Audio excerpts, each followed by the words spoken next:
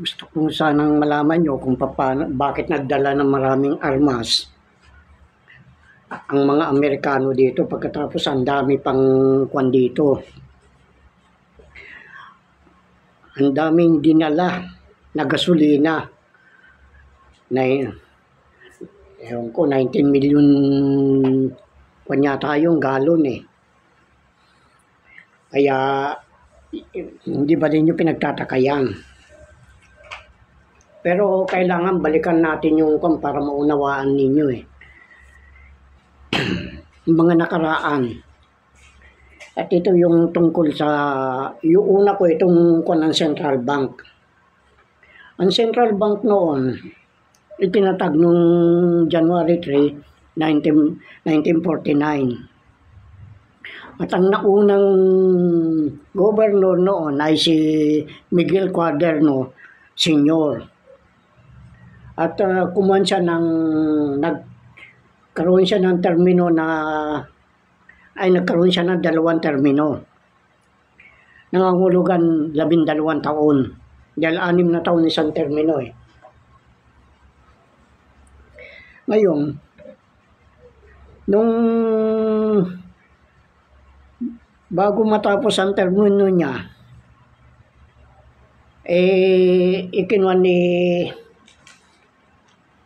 nagkaroon ng yung niya eh, pagbabago eh, yung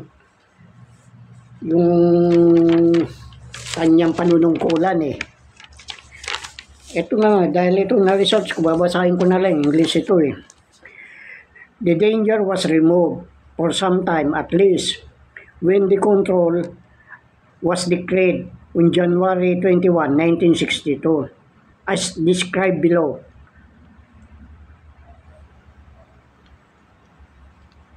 An era ended when the first governor of Central Bank, Miguel Cuaderno Sr., retired after 2 terms, 12 years at its helm. Ngayon, hindi pa natatapos yung termino niya, pero winalaan na siya ng karapatan na magkuhan ng mamahala sa Central Bank. Bakit? Yan, napakahalagang dapat yung malaman. Kasi, nung magkaroon tayo ng Central Bank noon, dahil sa nangyari doon sa Hiroshima at Nagasaki, mula doon sa pagkabomba hanggang sa 1962, naramdaman nila na walang damon tumutubo. Kaya kinulong nila yung mga tao doon eh, upang hindi makahawa ng radiation. Kaya yan ang kinakatakutan na mangyari itong United Nations. Na kung maaari, magkaroon na tayo ng pagbabawal tungkol sa nuclear arm. At yan meron na. Ngayon, tinatakot na naman tayo itong mga kwan na ito, group of 5 na ito eh. Tungkol sa mga gera nuclear. Huwag papansin mo. Kaya nga sabi nga, huwag ninyong pagpapansinin yan. At kaya niwinalaan siya ng karapatan na pinag-uutos ni Macapagal. Dahil aabot pa sa termino ni Macapagal aabot pa sa ang kanyang panunungkulan doon sa pagkaupo ni Macapagal eh. Ipinahiwatig nga ng Japan na idadalhin dito yung mga treasury note na natitira sa kanila. Bagamat yung mga dito, yung mga silver edition, nandito na noon. Dahil nga dyan sa angkwan nila, may sumpayan. Kaya kailangan ibalik sa talagang may-ari. At yung mga yan ay yung gold edition na nagkakahalagan ng $1 billion na may 10 kahon. Yan ang ipapadala nila. Ang vice president noon ni Macapagal ay si si Manuel Pelaez. Pero magkakapartido sila ni na Marcos at yan nalaman niya. Kaya hindi kumibo si Marcos. At diyan din nalaman ni Gloria sa kanyang ama na yan tungkol sa mga treasury bond na yan. Kaya yan, nagpumilit din ng makakuan. Ngayon, nung ang ginawa ni Marcos, humiwalay siya. Dahil nabalitaan na niya yan eh. May naglaro na sa kaisipan niya na yung kumbaga sa kwan state of expectation. Yan, nabasa ko yan sa aklat ni Agami. Hindi ko naman nabasa, pero yung nakuha ko lang, para natumbok ko lang ng konti, yung theory na state of expectation. Ang ibig sabihin niyan, yung nangangarap siya. Kaya ang ginawa niya, pinilinigawan si Imelda, kahit alam niyang buntis, upang magamit sa kanyang pangangampanya. At naglaban sila ni Macapagal uli. Dahil nagkuhan si Macapagal eh. Pero ang kuhan naman ni Macapagal ay yung Filipino first. At yung kay Garcia naman noon, austerity. Yan ang mga motto nila eh. Pero yung sinasabi niyang kuhan, austerity ay Filipino first. Ang makikinabang doon, yung mga kuwan eh, yung mga dayuhang mga elitista eh, hindi naman kuwan dito eh. Dahil nga niya, kaya nga gusto niya manalo uli, dahil nga dyan yun sa pagkakalagak ng mga treasury bond dito sa Pilipinas. Kaya noong 1970, nadala na yan dito. At yan na napag-usapan nila. Kasi 1975, magbabayad na sila ng war damage. At yan din kukunin. Ang kasama niya nag-usap, itong tatlo na ito. Si Laya, siya naging kwan na noong panahon ni Marcos eh. Si Laya, si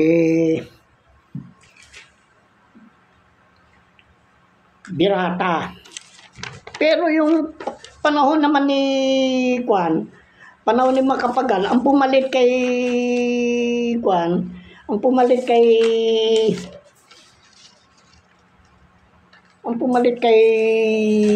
Kwan eh. Nakalimutan ko nitong Kwan na ito eh. Dali lang.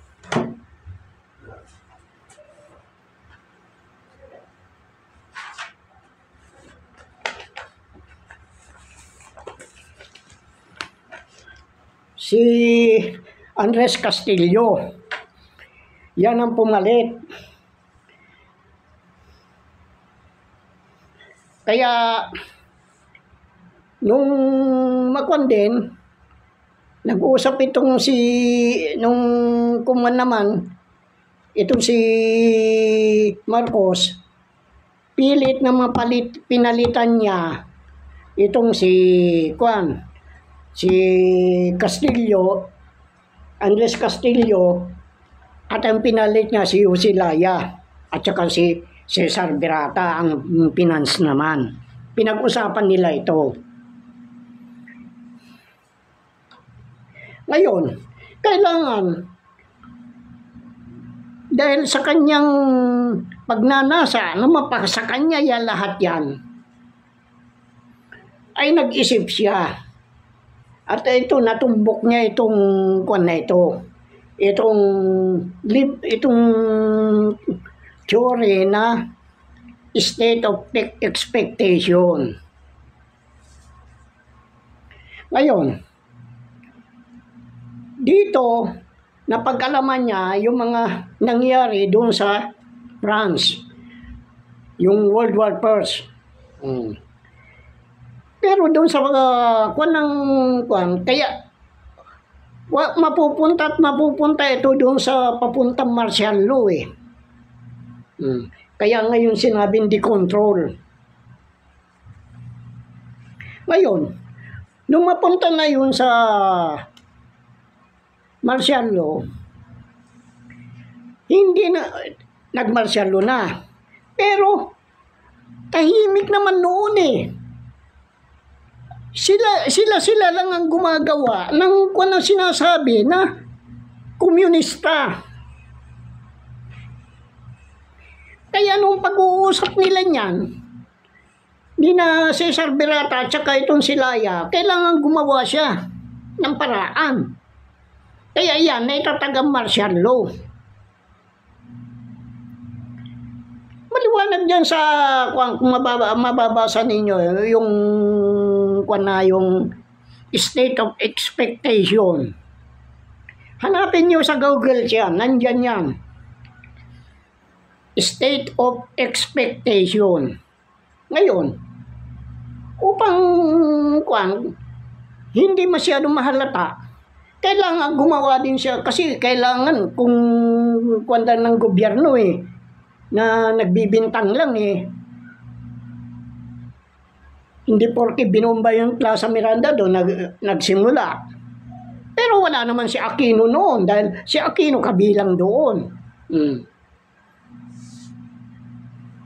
Bakit siya wala doon? Kasi kasabot siya sa pagkukan ng martial law pagpaplano Kaya nga, tinatag yung MPA. Samantala, ang kwan lang naman noong panahon na yun, ay itong kwan na ito. Itong hukbalahap. Ang dayunin lang naman ng hukbalahap yung agrarian reform At saka yung kwan kasi silang nakipaglaban sa mga Hapon noon Nung magbibigay na ng biyaya, wala na yung mga pangalan nila doon. Yung mga makapili, yung mga sundalong kanin, gerilyang kanin, sila lang nagtamasa ng biyaya, kaya yan ang inaangal nila. Ayan, sa pamumuno ni Luis Tarok. Pero binigay na ni Macapagal yung kwan reform na yan Kaya napaka salimot itong mga bagay na pinaggagawa nila upang guluhin lang ang sangbayanan. Wala na, hindi lang naman tahimik lang kung tutuusin noon Nag-umpisa lang ng gulo-gulo na yan nung kay Marcos Dahil nga dyan sa mga treasury note na yan. At noong 1974, itinatag nila yung na yan. Itinatag nila yung BPI. Pero kasurso siya dyan. Dahil nga doon, ginamit ng mga Ayala yan. Tignan mo, hanggang ngayon, Ayala nakadikit pa sa kanila.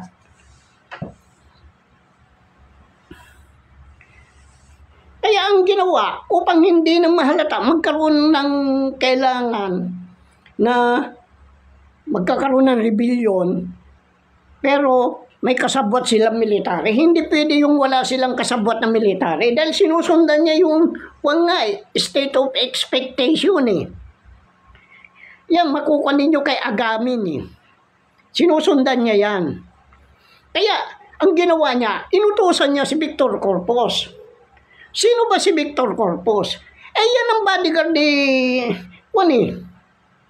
Yan ang bodyguard ni Bongbong mula pa yung nakaupo ngayon. Ngayon, sumali ngayon sa rebelde. Ang kasama niya na naghakot ng ilang baril lang naman yun. Maliit na jeep lang yung ginamit nila Na kung wari, nagnakaw sa PMA ng armory. Baka 5, wala pang 10 na na baril Paano niya natuntun ang lugar ng mga ang mga lugar ng MPA? Kaya nga ang sabi sa kanya, paano mo mapapatunayan na ikaw ay talagang buo ang loob mo sumali sa amin. Kaya dahil itong mga dating mga commander na ito, ay talagang kwan yan eh. Mga kasabwat yan eh. Yung mga commander, kasi yung ang sinabi ko, ang nagpapasweldo noon sa mga commander na kwan, dahil nagpasama sa akin isang kakilala ko noon, pinunta namin sa Cavite, nagkuhan kami sa security bank doon sa Dasmariñas, doon nag-withdraw, meron siyang 3,000 buwan-buwan. Oh, paano mo masasabi yan? Eh si Lucitan kwan yan eh. Talaga makakomunista yan eh. Nung kwan na yan, ang sabi kay Corpus, kaya mo bang patayin yung kasama mo para mapatunayan na talagang ikaw ay buong loob mo ang pagsapi sa NPA? Ano ba sabi niya kay Taga-Mulila? Tiga Cagayan ito.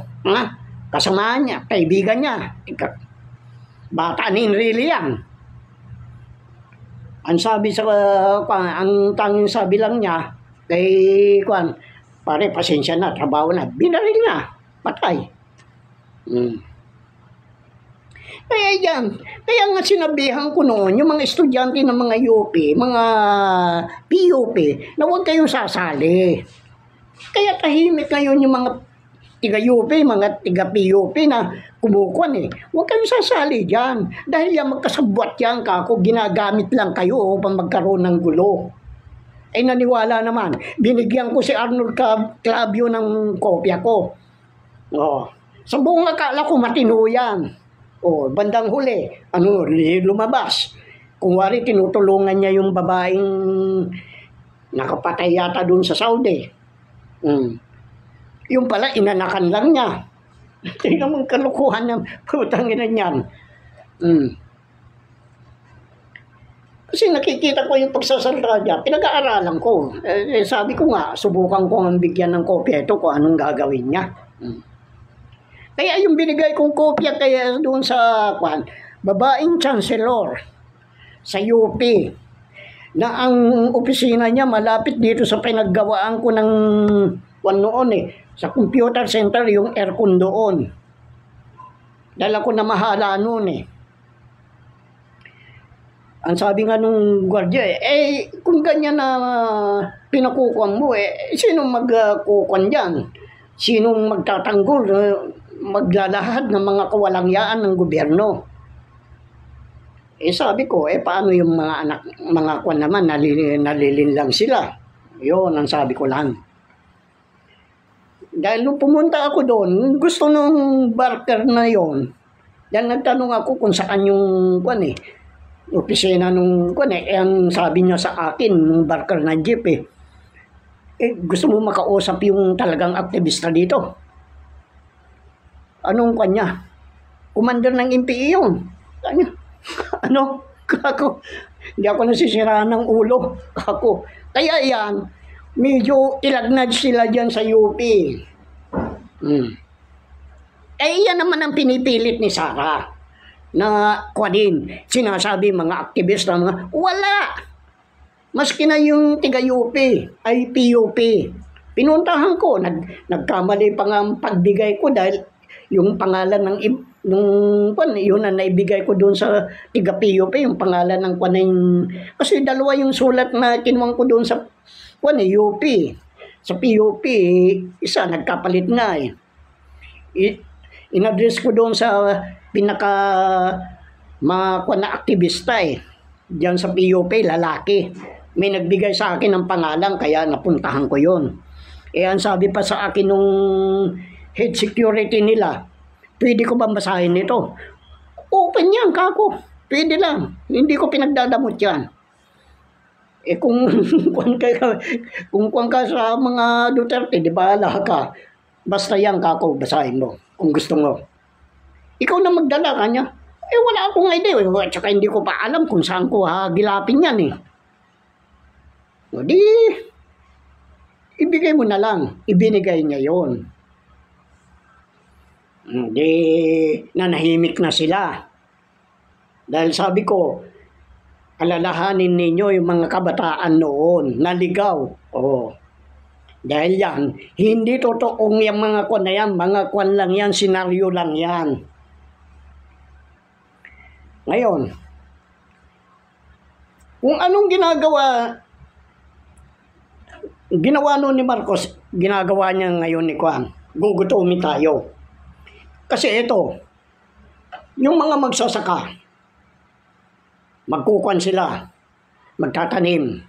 Ngayon, sasabayan naman ng kwan dito, ng pag-import. Bago mag-ani, meron ng kwan dito, meron na na-import, yung na-smuggle. Oh. Kaya, ang magsasaka, ay hindi, wala nang ganang magtanim yan. Dahil halos yung pamigay mo na eh. Wala pa rin gustong bumili. Kaya ito, magpapalugi. Itong importer, itong smuggle na ito. Pati ba sa smuggle, mababa lang ang presyo. Oh. Itong nagtanim, sa dinami-daming kwan na yun, kailangan yan. Magtatanim, lahat yan.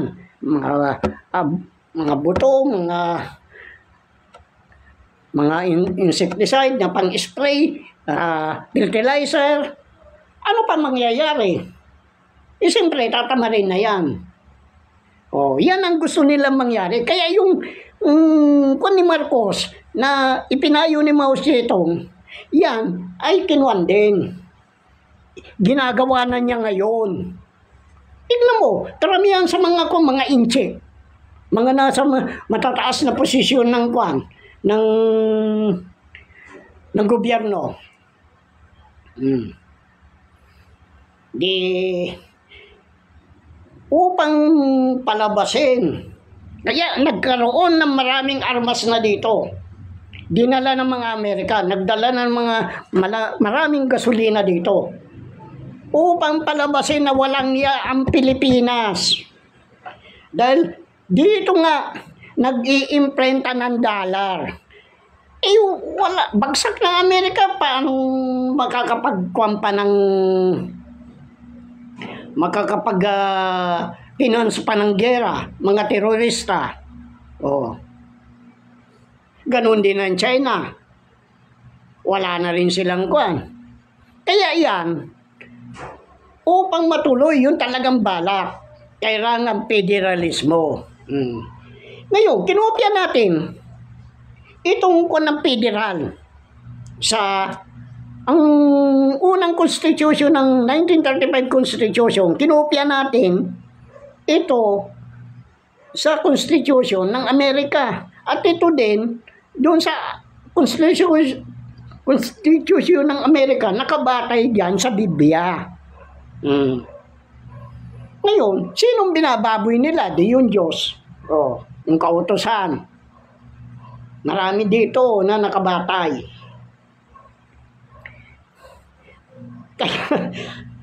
Ngayon, kung kukunin, kailangan, kung federal, ngayon, magkakaroon ng Prime Minister, kayong mamamayan. Hindi ito pinapaliwanag ng mga vlogger, sabihin ko sa inyo totoo, mawawala ang kayong karapatan na pumili ng gusto ninyo mamumuno. Dahil ang pipiliin lang ninyo ay yung sasali sa pinaka House of Commons, kung baga sa ng England, doon sa dahil pag-iisahin na ang Congress at saka ang Senado at saka Congress, yung mga representatives at saka yung mga senatong, pag-iisahin na sila. At ang pipiliin lang ninyo yung magre-representa sa inyo. Wala nagpapaliwanag niyan. Ngayon, mas madali silang makapangloko, makapagnakaw pag yung ganun na lang. Iisa na lang ang kausap nila. Paano yan ngayon? Ngayon, kung ganyan ang ang gobyerno natin, ang constitution natin, nakabatay na sa federal noon pa.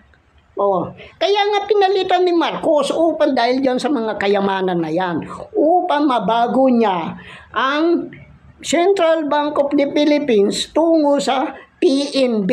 Wala din sa, maski na sa Google, hindi totoo ang pinagsasabi niyan. PNB. Oh, kaya nung kwan, pwede siyang magbago ng design ng pera. Ngayon, dahil bagsak ng Amerika, bagsak ang China, dinala na nila dito yung maraming armas. Kaya nga, nagkuhan ng marami ng mga EDCA site eh. Pero yung Soviet, dinala nila dyan. Pagkatapos itong putang inang Browner na ito na si Raul Bobo, putang inang, wala kang alam. O alam mo, nagmamukhang tanga ka lang, nagtatanga-tangahan ka, sasabihin mo, walang kinalaman. Dahil balak mo, maging ikaw ang chief of staff ng buong mundo, gago. Kala mo, hindi ko alam yan, mga balak nyo. Dahil, dito nag-i-implanta ng kwan, tayo na ang magpipinance ng mga gera, mga terorista. Yan ang balak niyan. Kaya kailangan nila mabuo ang federalismo. Oh, kasi may layunin ang federalismo eh. May tatlong bagay eh. Na ikukuha mo eh.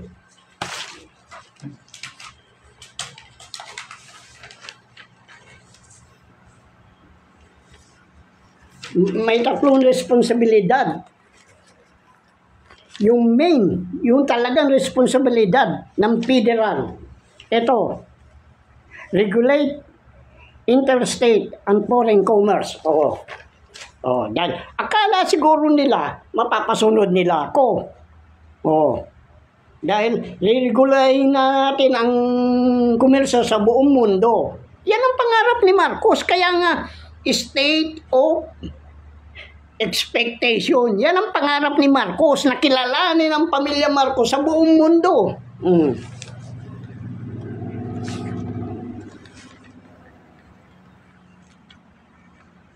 Ngayon, ang pangalawa, yung pwede magdeklara. Kaya yan ang sinasabi ko eh. Pwede magdeklara ng mga gera. Itong Pilipinas. Kailangan sumunod sila, pasusunurin sila.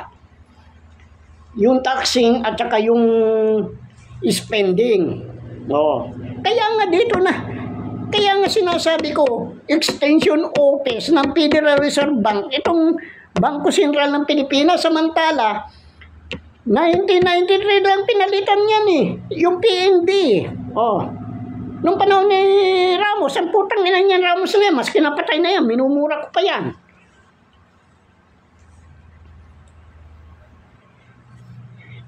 Kaya, ang pangatlo dyan, yung ibang national policy na natin. Mantakin mo, tayo na ngayon magpipinance ng mga terorista. Tayo na magkukan ng mga,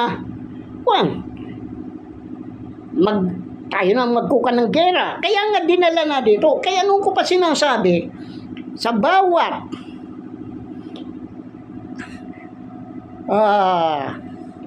armas na ma-develop ng Amerika, may kaparti tayo dito. Pero kinuwarta ng mga maharlikang general yan. Carlos P. Garcia, ikaw ba to? Meron ka rin kinuha. Ikaw, Lacson, yung mga bata mo. Si Ray Aquino, tsaka si Mangkaw yata yun.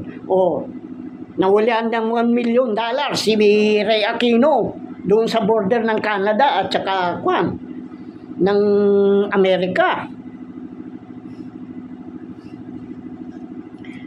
Yung pinapalit lang ninyo, yung mga junk. Ngayon, yan ang Kaya yan ang pangarap niya. Kaya tahimik itong putang Marcos na ito eh. Kaya nga sabi ko, ang nambaboy sa constitution natin ay itong mga na ito, military at saka itong mga itong mga Marcos, itong mga politiko.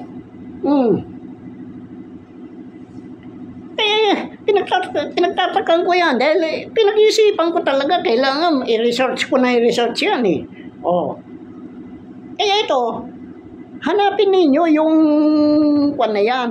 Basahin nga ninyo yung sinasabi kong state of expectation. Yan ang pangarap ni Marcos. Yung expectation, yun ang pangarap niya na maging kilalanin kayo sa buong mundo. Yung maputangin ng mga Marcos na magnanakaw na yan.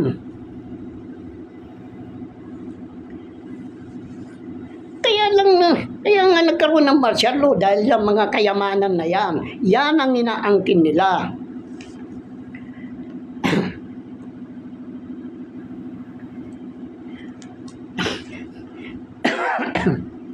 Kaya imposible hindi ko malaman yan eh. Merong panghuli. I-research ko mga ilang araw pa siguro